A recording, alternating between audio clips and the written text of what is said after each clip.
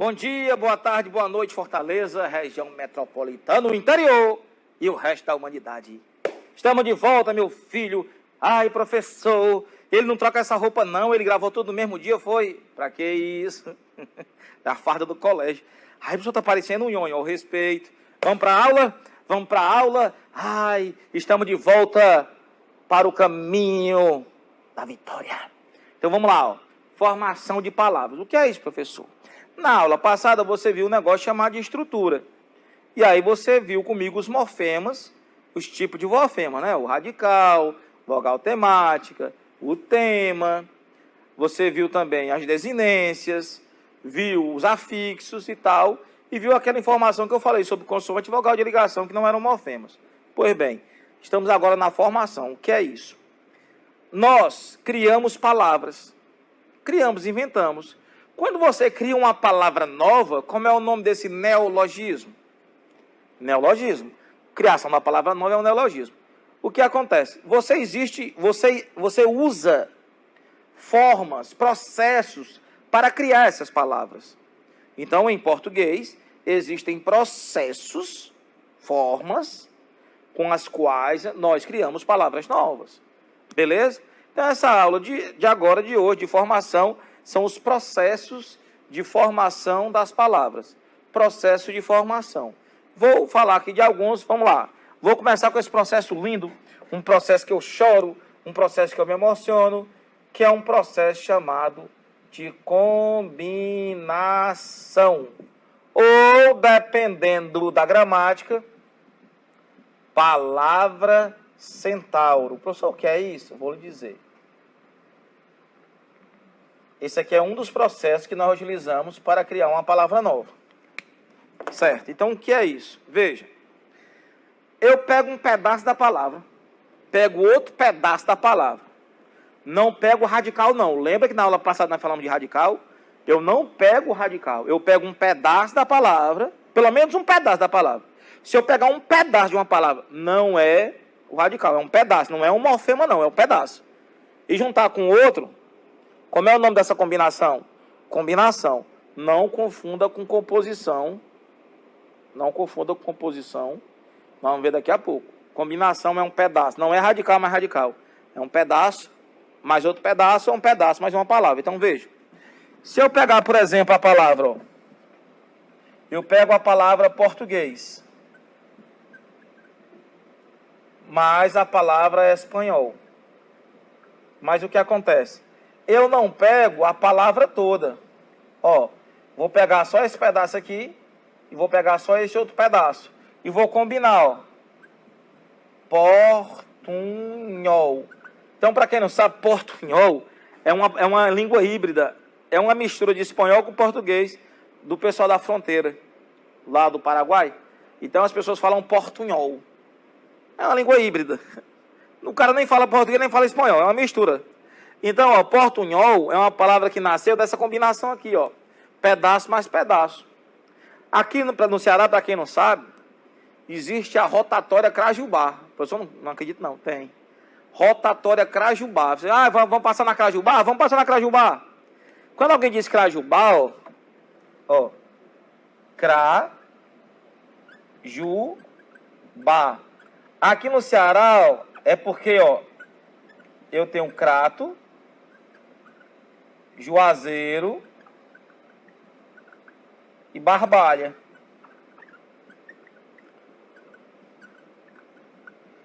Então, foi o que aconteceu, ó. Eu peguei um pedaço da palavra Crato, um pedaço da palavra Juazeiro, um pedaço da palavra Barbalha e criei a palavra Crajubá, que é a rotatória Crajubá, que é uma rotatória que leva para essas três cidades. Então, ó, é formada por combinação.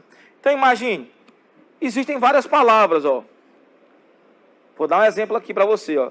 Beber, morar. A gente usa muito isso aqui no Brasil. Em vez de dizer assim, eu vou comemorar, você diz, eu vou beber, morar, que é uma mistura de beber com comemorar. Beber, morar é uma palavra formada por combinação ou palavra centauro. Por que eu estou colocando dois nomes? Porque dependendo da gramática que você utilizou, ou dependendo do concurso que você vai fazer, pode ser uma dessas duas palavras, você sabe que é a mesma coisa. Tudo bem? Então, combinação ou palavra centauro. É isso aí. E aí você vai começar a perceber, ó. Brasiguaio. É uma mistura de brasileiro com paraguaio. Brasiguaio. Essa palavra existe, brasiguaio. Inclusive nos clássicos de futebol. Ó. Bavi, Bahia versus Vitória. Fla-Flu, Flamengo versus Fluminense.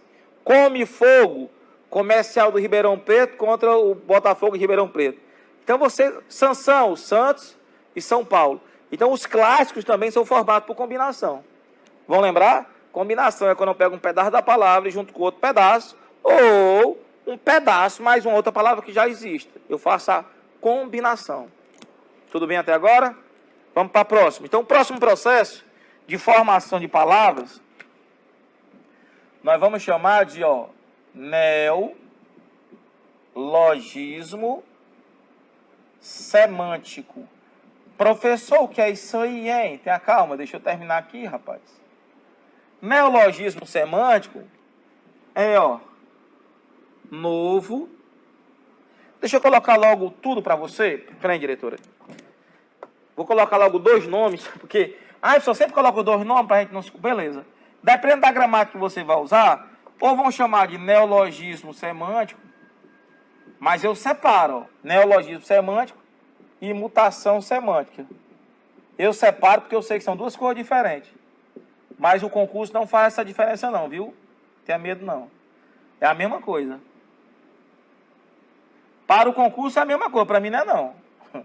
Mas como que vale aqui é o concurso? Neologismo semântico, o nome já diz, é um novo sentido. E mutação semântica, é a mudança de sentido. Tudo tem a ver com sentido. Então o que acontece? A palavra, ela nasceu e tem um significado. Na sua etimologia, quer dizer, na sua história, ela tem um significado, certo?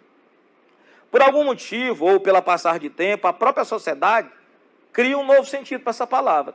Ou cria um novo sentido, neologismo semântico, ou dá um novo sentido para essa palavra, que é a mutação semântica. Mas é o seguinte, para dar um exemplo, vou pegar uma palavra que eu adoro, a palavra sofisticado. Então, por exemplo, se eu dissesse assim, gente, por qual outra palavra eu posso trocar sofisticado sem nenhum prejuízo semântico? Quer dizer, eu posso pegar a palavra sofisticado e trocar por uma outra que tem o mesmo sentido. Aí você vai pensar aí, como eu falei, lembra do começo da aula passada que eu disse, você aprendeu de acordo com o contexto, porque você é nativo, nasceu no Brasil. Então você vai pegar sofisticado e trocar por um sinônimo. Beleza. Mas veja, sofisticado vem de sofisma. Sofistas, lembra da filosofia do ensino médio? Sofista, sofisma. Para quem estudou filosofia no ensino médio. Eu estudei, graças a Deus. Eu estudei em escola pública, mas eu estudei filosofia e sociologia. Então, e na faculdade também estudei. Mas vamos lá. Sofisma é mentira.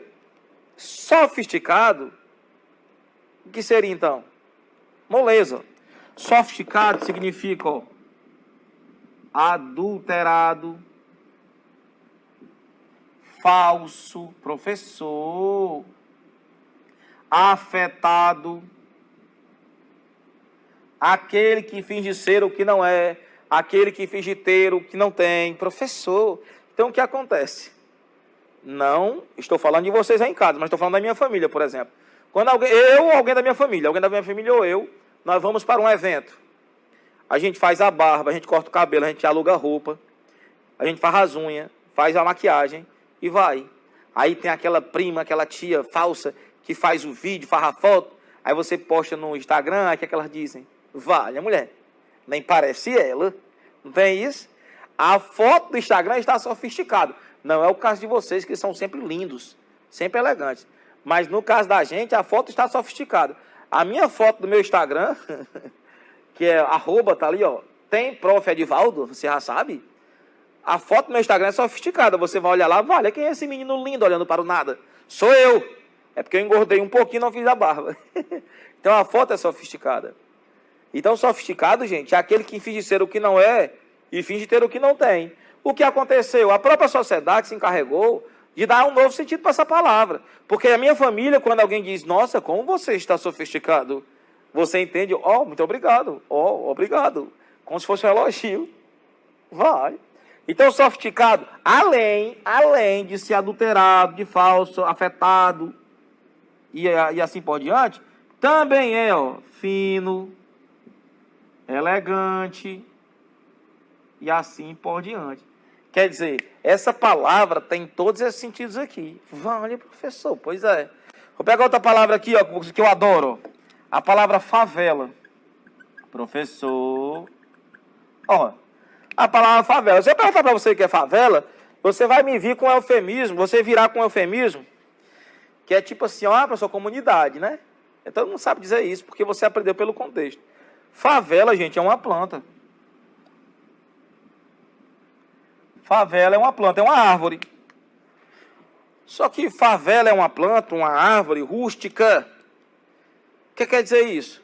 Ela não precisa ser cuidada, ela não precisa ser aguada, não precisa ser nada. Ela cresce ali e ela se desenvolve sozinha. Então imagina, a favela é uma planta. Se você for estudar sobre a Guerra de Canudos ou assistir um filme sobre a Guerra de Canudos, você vai ver que lá alguém vai falar sobre a favela, que são as plantas. Inclusive alguém lá naquela época, no final do século XIX, levou essa planta para o Rio de Janeiro. E lá no Rio de Janeiro existiu o Morro da Favela. Por que, professor, que o nome é Morro da Favela? Porque era um morro cheio dessa planta, que é uma planta que não precisa ser cuidada. Ela sozinha, ela cresce, ela se reproduz e assim por diante. Então é uma planta. O que aconteceu? A própria sociedade se encarregou de dar outro sentido para a favela, por comparação. Preconceituosa, mas por comparação. Então favela também é, ó, vou usar até uma palavra bonita. Não, vou usar a expressão certa. Ocupação irregular. Né? Você sabe que o IBGE, para o IBGE, qualquer ocupação irregular que não tenha água encanada, energia, que não tenha serviço de correio, os serviços básicos, qualquer ocupação irregular que não tenha os serviços básicos, é chamada de favela. Né? Aqui em Fortaleza nós tínhamos algumas favelas, hoje são bairros que cresceram e tal, e tem esse serviço. Existiam algumas favelas aqui. As pessoas é que se esquecem e chamam de favela, mas não é. Então, o Moura Brasil é um bairro que antigamente se chamava de Oitão Preto. Pirambu é um bairro que foi dividido em outros e assim por diante. Então, Pirambu é um bairro aqui de Fortaleza e Moura Brasil é um bairro aqui de Fortaleza. Ocupação irregular. Aí eu gosto da expressão, ó, núcleo habitacional. Adoro isso. Núcleo habitacional. E assim por diante. Então, o que acontece? Algumas palavras ganham novos sentidos e até podem mudar de sentido com o tempo. Então, isso é normal. Se você pegar outras palavras, vilão. Vilão é a pessoa que mora na vila. Vilão é a pessoa que mora na vila. Então, que morava na vila, né? Que morava na vila. Você morava no castelo, e lá, no seu reino, e aí a minha família morava na vila. Aí o que acontecia? Lá vem, ela é da vila. Então havia um preconceito, como ainda há hoje, uma relação entre pobreza e criminalidade. Então o cara é da vila, o cara é ladrão, né? Então o que acontece? Vilão. Se você pegar o seu dicionário em casa, ou pesquisar aí no seu celular, na sua internet, vilão, pessoa rústica. Vilão, pessoa muito pobre. Vilão, plebeu. Então vilão significa isso, ó, plebeu, pessoa rústica, pessoa muito pobre. E aí nós incluímos um sentido com o tempo, que é bandido. Por causa dessa relação da pobreza com a criminalidade que a sociedade preconceituosa inventou, mas fica só entre nós. Então, vilão é tudo isso, quer dizer, tem um sentido a mais. E aí você vai começar a perceber que as palavras, claro, sabe mais quem lê mais, sabe mais quem lê mais. Se você lê, você sabe mais coisa do que o coleguinha. E aí vai. E aí você tem, ó, rival, que mora do outro lado do rio, que hoje é seu oponente. E tantos outros. O quarto, que é a quarta parte de uma casa, 1 quarto, 2 quartos, 3 quartos, 4 quartos. Mas aí nós criamos outros sentidos. Fizemos a sala, a cozinha. E vai, gente. Nós temos inúmeras palavras assim. São chamadas neologismo semântico e mutação semântica. Tudo bem? Vamos para a próxima.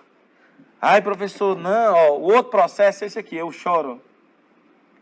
Que nós chamamos de empréstimos.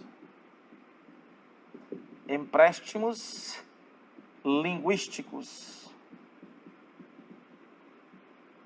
Ou estrangeirismos. O que é isso, professor? Veja, gente. Estrangeirismo. Estrangeiro e estrangeirismo. Nossa língua ela é muito rica. Nossa língua é muito rica. E é rica porque ela possui palavras de outras línguas. Então, eu lembro... Não é que eu lembre. Eu estava lá, eu nunca morri. Por exemplo, existia uma língua lá no comecinho, ali século XVIII, eu era menino, século XVIII, que era uma língua misturada entre o português e as línguas indígenas, que era o Nhengatu. Nhengatu em tupi quer dizer língua bonita. Nhengatu, língua bonita. Nhengatu. Tinha essa língua, certo? O que acontece, gente, é que nós fomos colonizados, outras pessoas vieram para cá e nós fomos absorvendo outras palavras.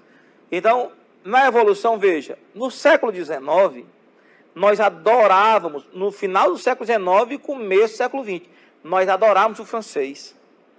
Para quem não sabe, aqui em Fortaleza, que é uma cidade que em média tem 32 graus, a gente não, né? A família dos outros, que a minha é pobre. As famílias mais abastadas usavam roupas francesas, ou aos moldes franceses, né? Então tudo era francês, ela adorava francês. E aí você começou a usar a palavra francês, em francês. E aí, século XX e XXI, nós adoramos o inglês.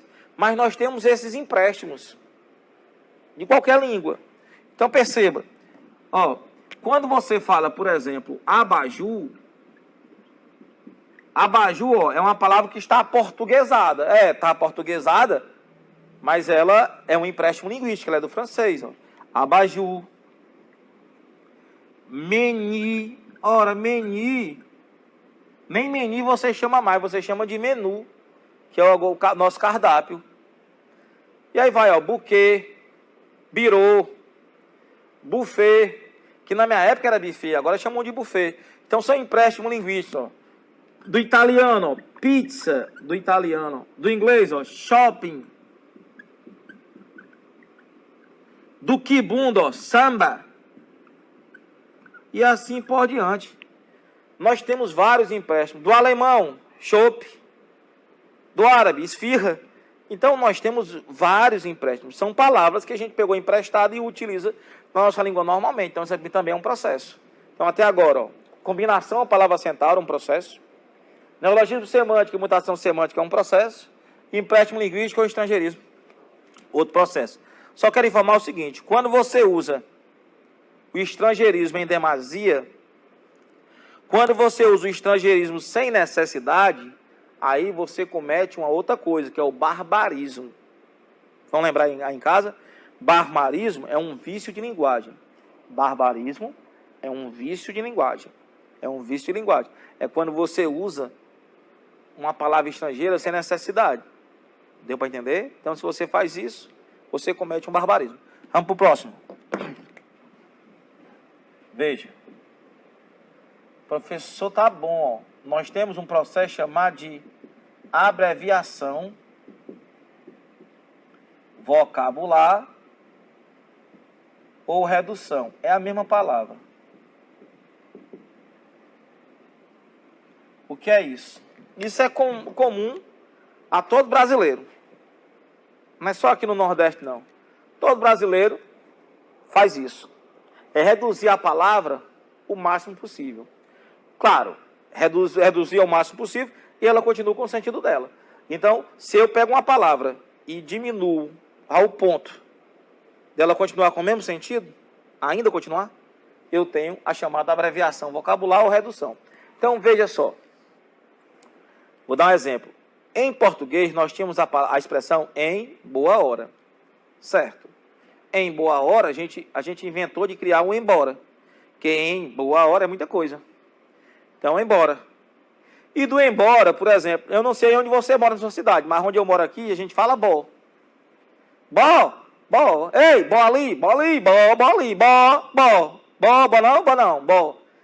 O em boa hora virou bó. E aqui, por exemplo, no Nordeste, quando você diz bó para alguém, você sabe que é para ir a algum canto. É para ir a algum canto. Então, bó ali, bó, bó. Isso é uma redução. E você adora fazer isso.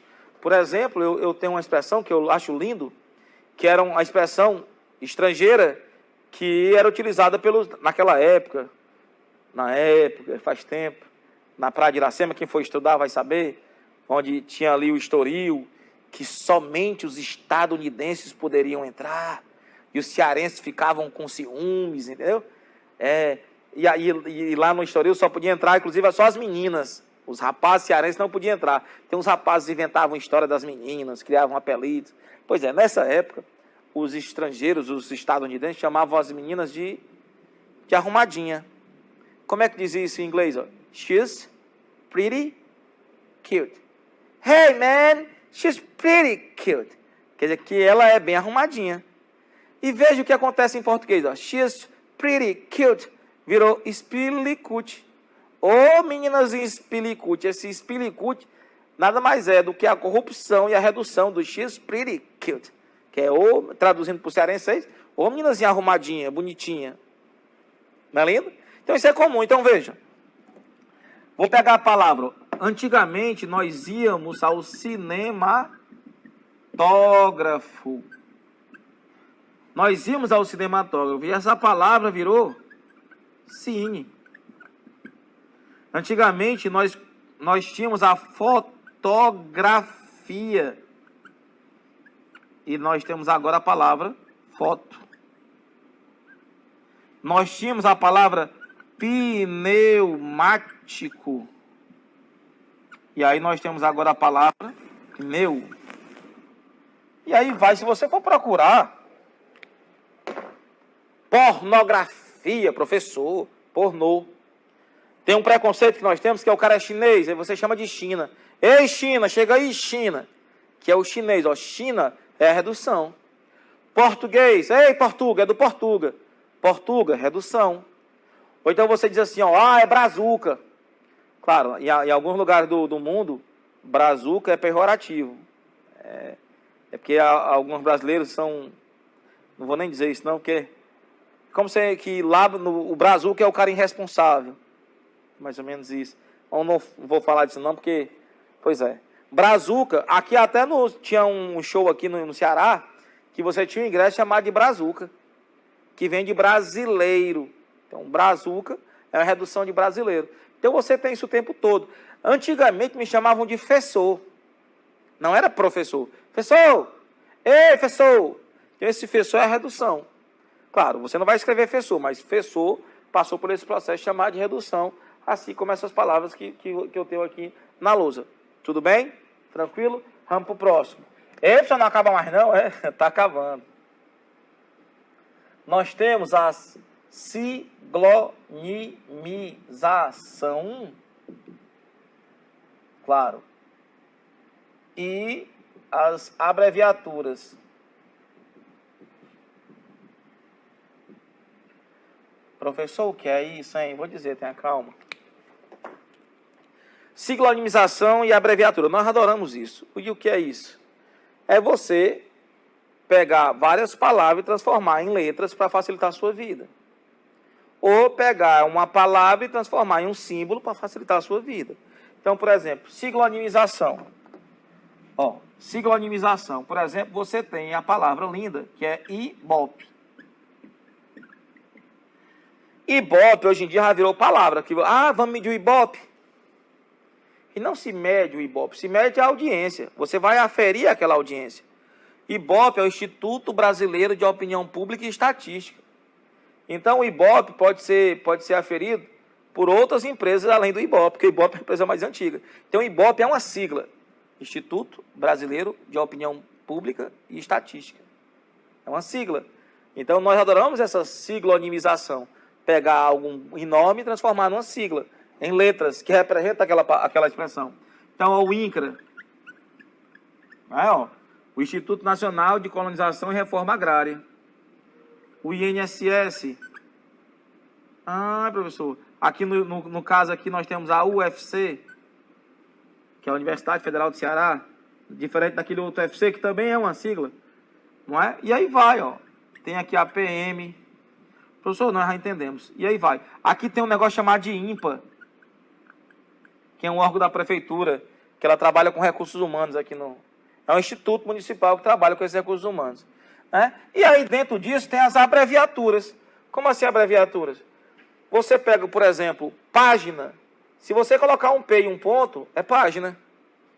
Se você colocar um A e um V, é avenida. Se você colocar um R, é a rua. Se você colocar C e L, é coronel. Deixa eu colocar aqui do lado. Página, avenida, rua, coronel. Professor, a gente coloca celular. Porque isso é moderno, mas CL é o coronel. Assim como GAL é general. E assim por diante. Então, nós temos a siglonimização, são as siglas, e as abreviaturas. Tem lá a abreviação vocabular, que é diminuir a palavra, e aqui a abreviatura, que é um símbolozinho que você usa para representar a palavra. Eu sei que P você coloca também outra expressão, mas se você pegar um manual, você coloca PAG ponto, eu sei, mas o P ponto, todo mundo sabe que é página. Se você pegar um dicionário, qualquer que seja ele, ou pegar o manual de redação da presidência, você vai encontrar isso aí, tranquilo? Então, até agora, ó, 5 processos maravilhosos. Vamos para mais um. Ei, professor, isso não acaba mais não, parece um dia de fome. Tenha calma. Olha esse aqui, ó, que nós chamamos de, ó, reduplicação, que é um processo, e onomatopeia. Professor, por que você colocou junto assim? Pelo seguinte, ó. Reduplicação é quando eu duplico a palavra. E aí essa palavra, ela pode imitar o som da coisa, ela imita o som da coisa. Então, professor, o que é uma onomatopeia? É quando você imita o som da coisa. Quando você imita o som da coisa, é onomatopeia. Então, quando você faz cocoricó, cocoricó é uma onomatopeia.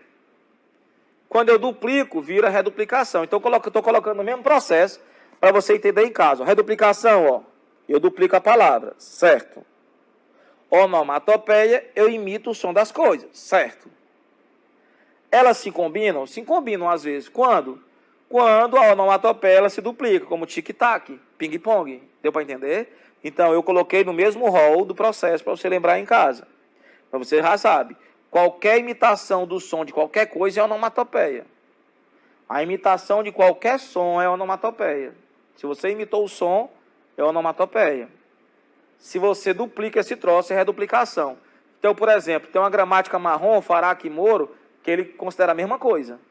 Então, eu vou colocar aqui para você lembrar em casa as duas coisas no mesmo rol aí, beleza? Então, vamos lá, ó.